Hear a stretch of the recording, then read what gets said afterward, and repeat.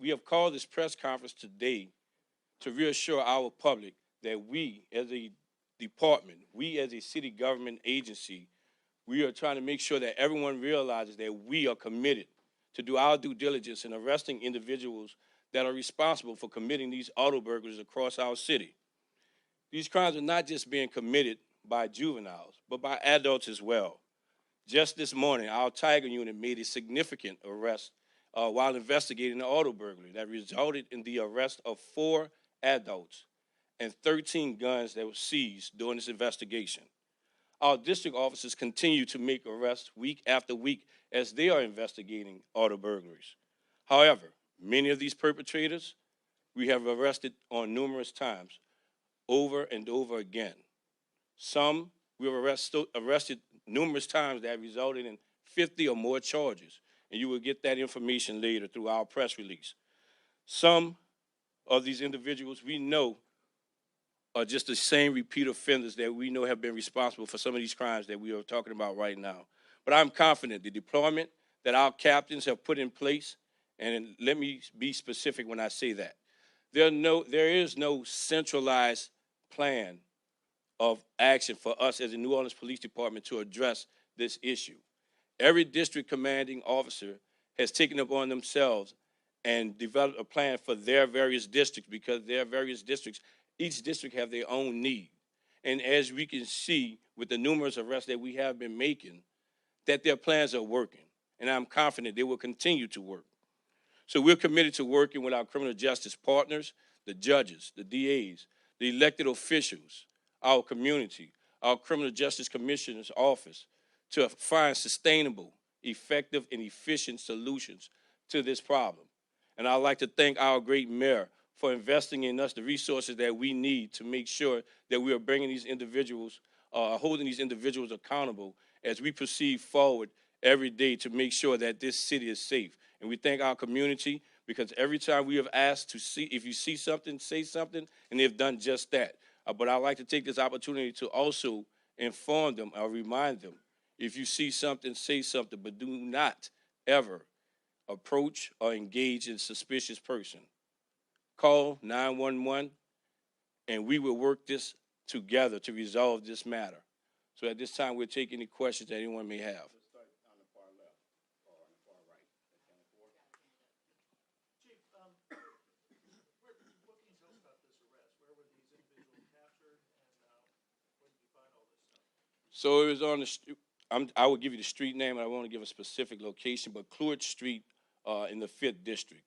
And it has ties to another investigation in the 3rd District of auto burglary. So we know our captains are working together. We have our Tiger unit that's working with them to make sure that we collectively are addressing the issues and the concerns of our community. And as you can see, the guns and numerous other evidence things that we have over there that they have seized this morning. Were the individuals caught in the act, or was this? This was a part of an ongoing investigation. Do you know if they were working with any juveniles? I'm sorry? Do you know if they were working? This is still an open investigation. Anyone else have any questions? Jennifer? So all of the guns over there, that was all from the arrest made this morning? Yes, ma'am. That was all in one vehicle? All in one location. All in one location? Yes.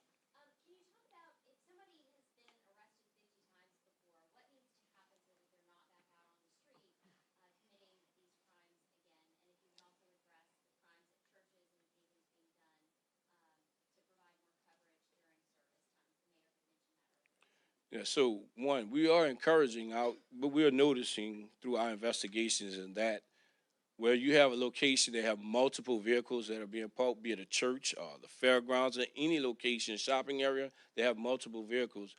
These individuals are trying to take advantage of this, I guess, this opportunity, you would say.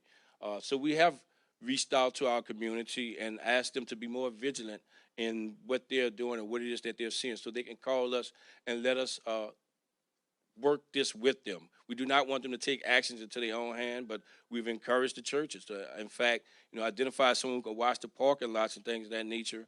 And then if you see something, again, dial 911. So we're committed to this. With regards to your question about the 50 or more charges or arrests, that's a part of an ongoing conversation, a very positive conversation that we're having with the judges, as well as the district attorney's office, as well as the criminal justice commission's office.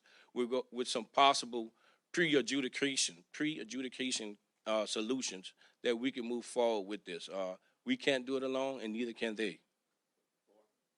What would be your message to folks who are simply just fed up and aggravated with all the problems? We're just as fed up and aggravated ourselves. That's how I would start that, by saying that.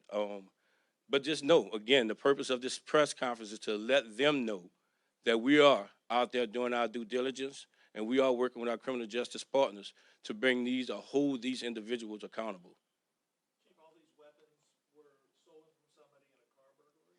I can't say if each and every one of them were, but some of them were, yes. Do you have any reason to believe these adults were buying the weapons from juveniles who were out breaking into cars? All of this is still a part of our ongoing investigation. This is a very active investigation that just started within the last 24 hours, I would say, and it will still continue on until we finish following every lead that we have.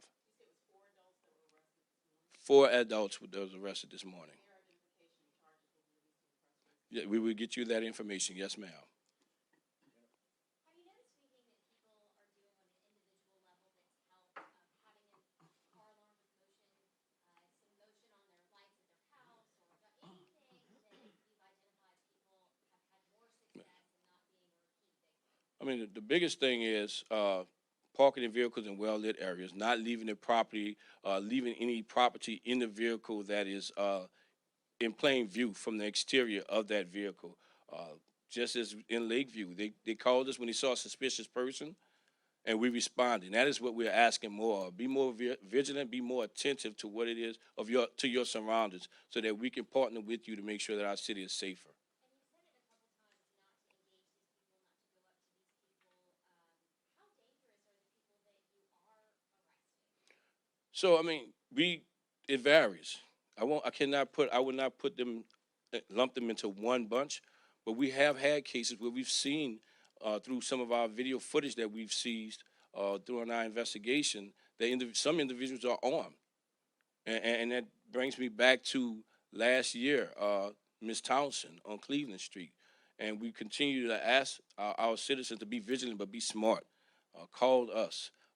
Invest in the cameras. You have Safe Cam Platinum. We have our real-time crime center that has been phenomenal in our investigations, and we ask that you continue to invest in these various video recordings that would help us in furthering our investigation.